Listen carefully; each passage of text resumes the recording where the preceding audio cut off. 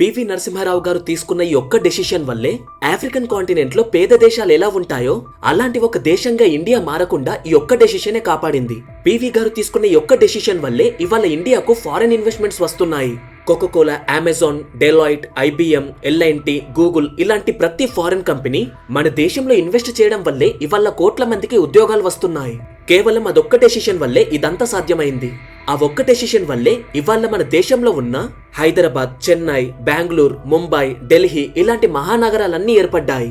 ఒక not developing country నుండి ఇవాళ ఇండియా డెవలపింగ్ కంట్రీగా మారడానికి, ఈ స్టేటస్ సంపాదించడానికి ఆయన తీసుకున్న ఒక్క డెసిషనే కారణం. ఫ్యూచర్ లో ఇండియా ఫుల్ డెవలప్డ్ కంట్రీగా గనక మారితే దానికి కారణం కూడా ఆయన తీసుకున్న ఒక్క డెసిషనే. ఈ డెసిషన్ వల్లే ఎక్కడ ఉండవలసిన మన దేశ ఆర్థిక వ్యవస్థ, అదే ఎకానమీ, ఇవాళ ప్రపంచంలోనే 4th ప్లేస్ లో ఉంది. ఇన్ఫ్లేషన్ కారణంగా మరో శ్రీలంకలా మారే సిచ్యువేషన్ లో ఉన్న మన దేశాన్ని కాపాడింది కూడా ఆయనే. 1991లో దేశాన్ని నడపడానికి గవర్నమెంట్ దగ్గర కేవలం 20 రోజులకు సరిపడా డబ్బు మాత్రమే ఉంది. అలాంటి సిచ్యువేషన్ లో ప్రైమ్ మినిస్టర్ అయిన పివి నరసింహారావు గారు ఇంకొన్ని రోజుల్లో నా దేశ ప్రజలకి ఆహారం కూడా దొరకదు అని భావించి అలాంటి డేంజరస్ సిచ్యువేషన్ నుండి దేశాన్ని కేవలం కొన్ని రోజుల్లోనే బయటపడేశారు.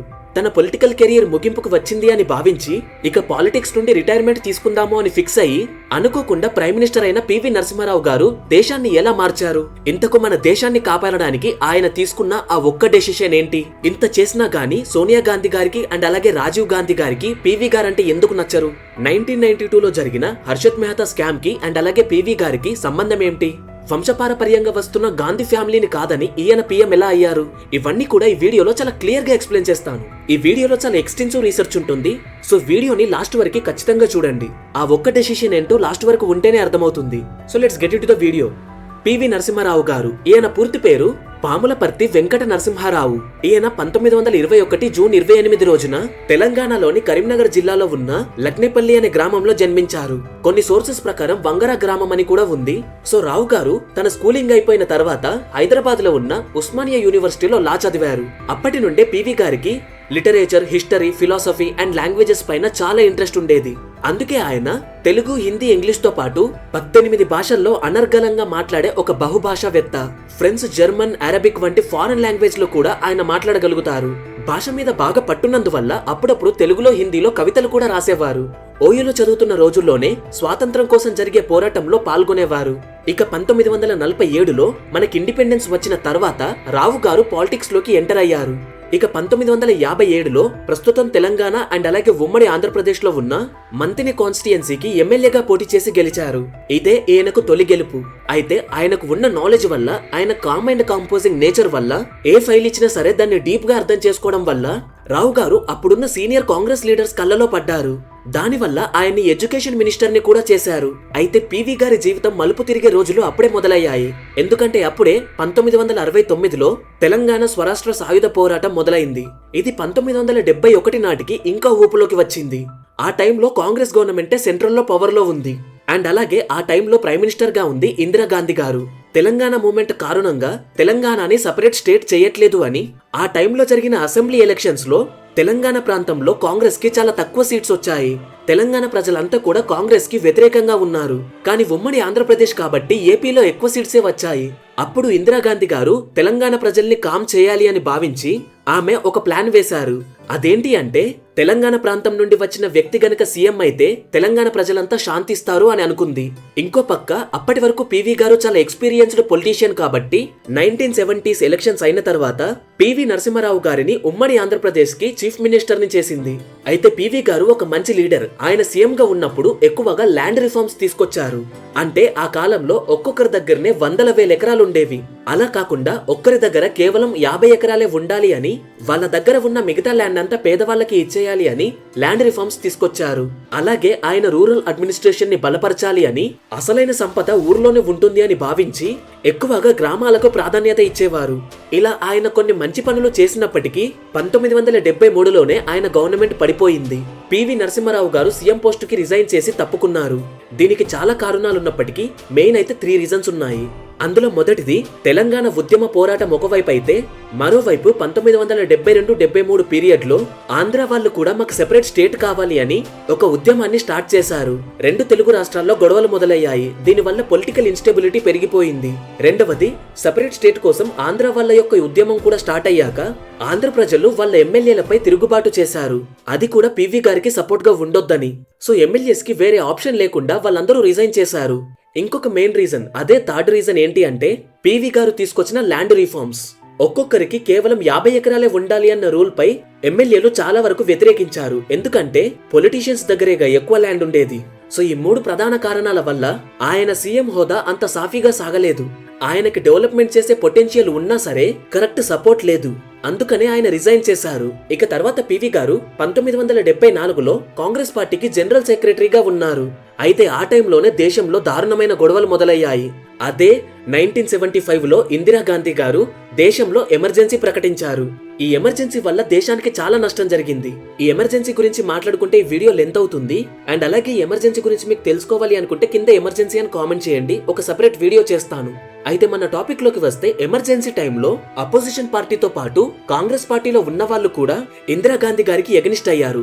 అండ్ చాలా మంది లీడర్స్ కాంగ్రెస్ పార్టీ నుండి వెళ్లిపోయారు.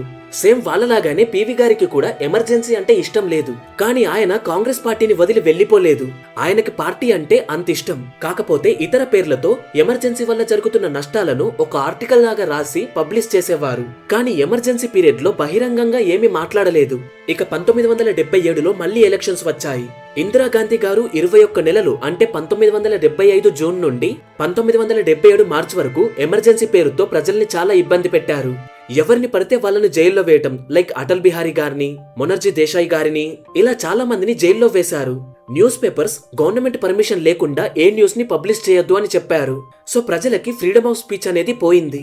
ఇకపోతే 1977లో జరిగిన ఎలక్షన్స్ లో కాంగ్రెస్ పార్టీకి గట్టి దెబ్బ పడింది. అప్పుడు కాంగ్రెస్ పార్టీ ఓడిపోయి ఫస్ట్ టైం జనతా పార్టీ మిగిలిన చిన్న చిన్న పార్టీలను కలుపుకొని పవర్ లోకి వచ్చింది. అయితే ఈ జనతా పార్టీలో ఇంటర్నల్ ఇష్యూస్ వల్ల ఈ పార్టీ చాలా తొందరగానే కూలిపోయింది. ఇక మళ్ళీ 1980లో జరిగిన ఎలక్షన్స్ లో ఇందిరాగాంధీ గారు గెలిచారు. ఇప్పుడు ఇందిరాగాంధీ గారు అందరినీ పక్కన పెట్టి ఎమర్జెన్సీ టైంలో ఎవరైతే తనకు తోడుగా ఉన్నారో వారికి మాత్రమే మంచి మంచి పొజిషన్స్ ఇచ్చింది. అలా పివి గారు ఎక్స్టర్నల్ అఫైర్స్ మినిస్టర్ అయ్యారు. కాకపోతే రావు గారు ఎడ్యుకేషన్ మినిస్ట్రీ ఎక్స్పెక్ట్ చేశారంట. అయినా సరే ఆయన చాలా బాగా రాణించారు. కాలం గడిచే కొద్దీ ఇందిరాగాంధీ గారికి అత్యంత సన్నిహితుడయ్యాడు. ఒకానొక సమయంలో ఇందిరాగాంధీ గారు ఏదైనా డిసిషన్ తీసుకోవాలి అనుకుంటే అందరికన్నా ముందు పివి గారిని అడిగేవారంట. ఇక 1982లో ఇందిరాగాంధీ గారు రావు గారిని ప్రెసిడెంట్ పోస్ట్ కి నిలబెట్టారు. కాకపోతే రావు గారు ప్రెసిడెంట్ అవ్వలేదు. ఇక ఇందిరాగాంధీకి అయినా చాలా క్లోజ్ కాబట్టి 1984లో జరిగిన ఎలక్షన్స్ తర్వాత ఇందిరాగాంధీ గారు పివి గారిని హోమ్ మినిస్టర్ చేసింది. అయితే అదే సంవత్సరం ఆపరేషన్ బ్లూ స్టార్ కారణంగా ఇందిరాగాంధీ గారు సిక్ రిలీజియన్ కి చెందిన తన సొంత బాడీ గార్డ్స్ తోనే చంపబడ్డారు. ఇక తర్వాత ప్రైమ్ మినిస్టర్ రాజీవ్ గాంధీ గారు అయ్యారు. అప్పటికి కూడా పివి నరసింహారావు గారు హోమ్ మినిస్టర్ గానే ఉన్నారు. కాకపోతే రాజీవ్ గాంధీ గారు సీనియర్ లీడర్స్ తో కాకుండా యంగ్ లీడర్స్ తో ఎక్కువగా ఉండేవారు. సీనియర్ లీడర్స్ చాలా స్లోగా పనిచేస్తారు అని ఆయన భావించేవాడు. అలా సీనియర్ లీడర్స్ ని ఎక్కువ పట్టించుకునేవారు కాదు. సో ఇది మన పివి గారికి నచ్చేది కాదు. అయినా సరే అప్పటికి కూడా పార్టీలోనే ఉన్నారు. అయితే అప్పుడే పివి గారికి రాజీవ్ గాంధీ గారు, మీరు హోమ్ మినిస్టరే, అయినా సరే మీరు ఏదైనా డెసిషన్ తీసుకోవాలి అంటే ఖచ్చితంగా అది మమ్మల్ని అడిగి తీసుకోవాలి అని చెప్పారు. యాక్చువల్లీ ఇది పివి గారికి నచ్చలేదు. దీనివల్ల పివి గారికి కాస్త బ్యాడ్ నేమ్ కూడా వచ్చింది. 1984లో జరిగిన యాంటీ సిక్ మూవ్మెంట్ లో ఇందిరాగాంధీ గారు చనిపోయాక చాలా మంది హిందువులు సిక్లను టార్గెట్ చేసి వాళ్ళను చంపడం మొదలు పెట్టారు. ఈ గొడవల్లో దాదాపు 2000 నుండి 3000 మంది సిక్ వాళ్ళు చనిపోయారు. అయితే ఢిల్లీ పోలీసులు మాత్రం ఈ గొడవల్ని ఆపకుండా కూర్చున్నారు. ఎందుకంటే హోమ్ మినిస్టర్ పివి గారి నుండి వాళ్లకు పర్మిషన్ రాలేదు. ఎందుకంటే రాజీవ్ గాంధీ గారు పివి నరసింహారావు గారికి పర్మిషన్ ఇవ్వలేదు కాబట్టి. సో వీళ్ళిద్దరి గొడవల మధ్యలో పివి గారే ఎక్కువ టార్గెట్ అయ్యారు. అలా పివి గారికే బ్యాడ్ నేమ్ వచ్చింది. కానీ ఎవరికి ఈ నిజం తెలీదు. ఇక 1984లో జరిగిన Bhopal union carbide gas leakage అప్పుడు కూడా పివి గారు సంబంధం లేకపోయినా సరే రాజీవ్ గాంధీ గారి నిర్లక్ష్యం వల్ల పివి గారు హోమ్ మినిస్టర్ కాబట్టి ఆయనకి బ్యాడ్ నేమ్ వచ్చింది. సంహౌ రాజీవ్ గాంధీ గారికి పివి గారు అంటే నచ్చేది కాదు. ఎందుకు ఇలా చెప్తున్నాను అంటే, అంత ఎక్స్పీరియన్స్ ఉన్న పివి గారికి 1991లో రాజీవ్ గారు లోక్సభ టికెట్ ఇవ్వలేదు. ఇకప్పుడే రావు గారికి అర్థమైంది ఆయన రిటైర్మెంట్ తీసుకునే టైం వచ్చేసింది అని. నిజానికి 1988 నుండి 90 ఈ కాలంలోనే ఆయన రిటైర్మెంట్ తీసుకోవడానికి రెడీ అయ్యారు. కాకపోతే ఎందుకోసమనో ఆగారు. ఇకపోతే వినయ్ సీతపతి అనే అతను హాఫ్ లయన్ అనే ఒక బుక్ రాశారు. ఇది పివి గారి బయోగ్రఫీ. అందులో ఆయన సోనియా గాంధీ గారికి అండ్ అలాగే రాజీవ్ గాంధీ గారికి ఒక లీడర్ టూ స్మార్ట్ ఉండి టూ ఇండిపెండెంట్ ఉంటే ఆ లీడర్ వాళ్ళకి నచ్చరంట. ఓన్లీ వాళ్లతో లాయల్ గా ఉన్న వారికి మాత్రమే ఛాన్సెస్ ఇస్తారు అని రాశారు. అయితే పాలిటిక్స్ నుండి ఆల్మోస్ట్ తప్పుకుంటున్న రావు గారి జీవితంలోకి ఒక టర్నింగ్ పాయింట్ వచ్చింది. అదే 1991 ఎలక్షన్స్ క్యాంపెయిన్ ముందు రాజీవ్ గాంధీ గారు శ్రీలంకన్ వాళ్ళ ఇంటర్నల్ విషయాల్లో వేలు పెట్టడం. దీనివల్ల ఎలక్షన్ క్యాంపెయిన్ కి రాజీవ్ గాంధీ గారు తమిళనాడుకు వెళ్ళినప్పుడు శ్రీలంకన్ మిలిటెంట్ గ్రూప్ వాళ్ళు ఒక బాంబర్ సహాయంతో రాజీవ్ గాంధీ గారిని చంపేశారు. రాజీవ్ గాంధీ గారిని ఎలా చంపేశారు అనేసి నేను రాజీవ్ గాంధీ గారి డెత్ మిస్టరీని వీడియో చేశాను. ఈ వీడియో కింద లింక్ డిస్క్రిప్షన్ లో ఇస్తాను, ఆర్ లేకపోతే ఇక్కడ ఐకార్డ్స్ లో ఇస్తాను. ఈ వీడియో అయిన తర్వాత చూడండి. సో రాజీవ్ గాంధీ గారు చనిపోయాక కూడా కాంగ్రెస్ పార్టీ ఎలక్షన్స్ లో గెలిచింది. కాకపోతే దేశం అంతా నెక్స్ట్ ప్రైమ్ మినిస్టర్ ఎవరవుతారు అని వెయిట్ చేస్తుంది. సోనియా గాంధీ గారు ఇటలీ సిటిజన్ కాబట్టి ఆమె మన దేశానికి ప్రైమ్ మినిస్టర్ అయ్యే ఛాన్సే లేదు. ఇంకోవైపు ఆ టైంలో రాహుల్ గాంధీ గారు వయసులో చాలా చిన్న పిల్లవాడు. అయితే డెసిషన్ తీసుకోవాల్సింది మాత్రం సోనియా గాంధీ గారే. సోనియా గాంధీ గారికి కూడా పివి గారు అంటే నచ్చదు అని చెప్పాను కదా, అందుకోసమనే పివి గారు పీఎం అవ్వకూడదు అని ఆయన పీఎం పోస్ట్ కి అర్హుడైనా సరే అప్పటి వైస్ ప్రెసిడెంట్ అయిన శంకర్ దయాళ్ శర్మ గారిని పీఎం చేద్దామని సోనియా గాంధీ గారు అన్నారు. కానీ శంకర్ గారు నా ఏజ్ దానికి సహకరించదు అని ఆయనే పీఎం అవ్వకుండా సైడ్ కి తప్పుకున్నారు.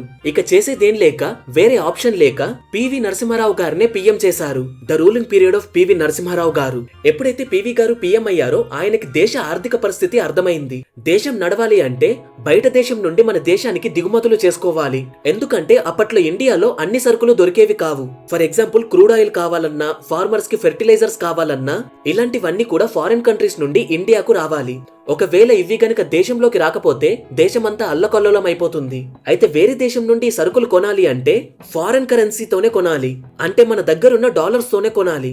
కానీ ఆ టైంలో మన దేశంలో ఫారెన్ కరెన్సీ అనేది చాలా తక్కువ ఉంది. అండ్ అలాగే దేశంలో కేవలం 20 రోజులకు సరిపడే సరుకులు మాత్రమే ఉన్నాయి. ఒకవేళ అవి గనక అయిపోతే దేశం పూర్తిగా దెబ్బతింటుంది. అలాంటి క్లిష్టమైన సమయంలో పివి గారు బాగా ఆలోచించి ఒక మంచి ఎకనామిస్ట్ అంటే ఆర్థిక వ్యవస్థపై పట్టున్న ఒక మంచి వ్యక్తిని సెలెక్ట్ చేసుకున్నారు. ఆయన ఎవరో కాదు, రీసెంట్ గా కాలం చేసిన డాక్టర్ మన్మోహన్ సింగ్ గారు. ఈయనే అంతకు ముందు ఆర్బీఐ గవర్నర్ గా పనిచేశారు. అండ్ అలాగే ఒక గొప్ప ఎకనామిస్ట్ కూడా. ఇక వీళ్ళిద్దరూ కలిసి కూర్చొని ఈ సమస్యను తీర్చాలి అని అనుకున్నారు. అప్పుడే వారికి ఒక సొల్యూషన్ వచ్చింది. అదేంటి అంటే ఇండియాలో ఉన్న 21,000 కిలోల గోల్డ్ ని ఏరోప్లేన్ లో తీసుకువెళ్లి లండన్ లో కుదువ పెట్టి అక్కడున్న ఫారెన్ కరెన్సీని తెచ్చుకొని అప్పటి వరకు దేశానికి ఉన్న కొన్ని అప్పులను తీర్చి ఇంకొన్ని రోజుల వరకు సరిపడే చాలా సామాగ్రిని ఇంపోర్ట్ చేశారు. అయితే ఇది చేసినా సరే దీంతో మేనేజ్ చేయొచ్చు, కానీ ఇది పర్మనెంట్ సొల్యూషన్ కాదు. సో ఈ సమస్యను తీర్చాలి అంటే ఒక పర్మనెంట్ సొల్యూషన్ కావాలి. ఆ సొల్యూషన్ కోసమే వాళ్ళిద్దరూ ఆలోచించినప్పుడు వారికి ఒక ఆలోచన వచ్చింది. అదే రూపాయి విలువను తగ్గించడం. దీన్ని ఒక ఎగ్జాంపుల్ తో ఎక్స్ప్లెయిన్ చేస్తాను, అర్థం చేసుకోండి. ఫర్ ఎగ్జాంపుల్ $1 విలువ అప్పట్లో 20 రూపాయలు అని అనుకుంటే దాన్ని కాస్త $1 విలువ 25 రూపాయల వరకు చేశారు. అంటే కావాలనే మన వాళ్ళు రూపాయి యొక్క విలువను తగ్గించారు. ఫర్ ఎగ్జాంపుల్ ఒక ఇండియన్ బిజినెస్ మ్యాన్ అమెరికా అతనికి వాచెస్ అమ్ముతున్నాడు అనుకుందాం. అండ్ అలాగే ఒక్క వాచ్ కి $100. అయితే $1 = 20 రూపీస్ ఉన్నప్పుడు ఈ వాచ్లు అమ్ముకునే ఇండియన్ బిజినెస్ మ్యాన్ కి 2,000 రూపాయలు వస్తాయి. అదే $1 = 25 రూపాయలు ఉన్నప్పుడు ఇప్పుడు సేమ్ బిజినెస్ మ్యాన్ కి 2,500 రూపాయలు వస్తాయి. అంటే 500 రూపాయలు ఎక్కువగా వస్తాయి. ఇక ఈ వచ్చే అమౌంట్ అంతా కూడా డాలర్స్ లో ఉంటుంది కాబట్టి ఈ డాలర్స్ ని అంతా ఎక్స్చేంజ్ దగ్గర పెట్టుకొని బిజినెస్ మ్యాన్ కి రూపీస్ లో కన్వర్ట్ చేసి ఇచ్చేవారు. దాంతో ఇండియాలో ఫారెన్ కరెన్సీ ఇంక్రీజ్ అయ్యింది. అలాగే బయట దేశాల్లో అమ్మటం వల్ల ఇండియన్స్ కి లాభాలు వస్తున్నాయి కాబట్టి చాలా మంది ఇండియన్స్ వేరే దేశాలకు ఎక్స్పోర్ట్స్ చేయడానికి ఇంట్రెస్ట్ చూపించారు. అలా ప్రతిసారి ఇంపోర్ట్ చేసుకునే మనం ఈసారి ఎక్స్పోర్ట్ చేయడం మొదలు పెట్టాము.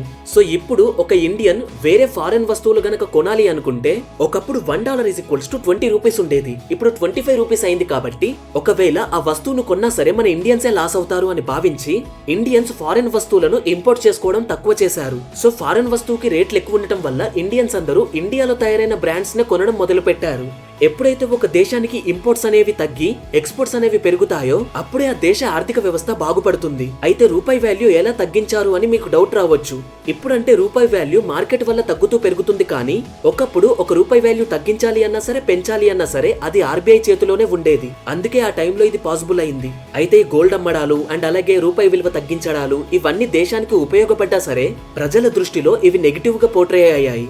ఎందుకంటే మన ఇండియన్స్ కి గోల్డ్ అనేది ఒక ఎమోషన్, దాన్ని కుదబెట్టడం అనేది ఇండియన్స్ కి నెగటివ్ గా పోర్ట్రే అయింది.